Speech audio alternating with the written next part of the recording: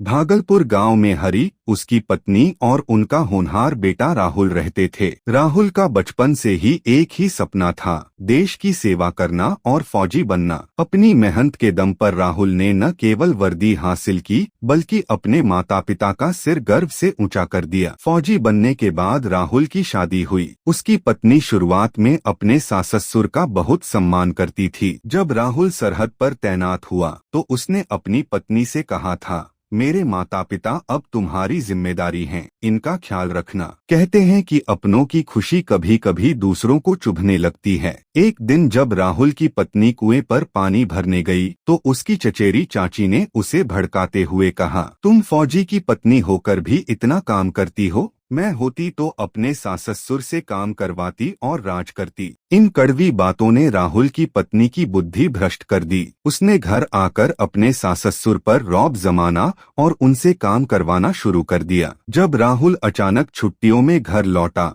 तो नजारा देख दंग रह गया। उसके बूढ़े माता पिता घर का काम कर रहे थे और पत्नी आराम फरमा रही थी। गुस्से में राहुल ने उसे घर से जाने को कह दिया। तब उसे अपनी गलती का एहसास हुआ कि वह दूसरों के बहकावे में आकर अपना घर बर्बाद कर रही थी। उसने रोते हुए अपनी गलती मानी और राहुल ने बड़े दिल का परिचय देते हुए उसे माफ कर दिया, जिससे परिवार फिर से बिखरने से बच गया।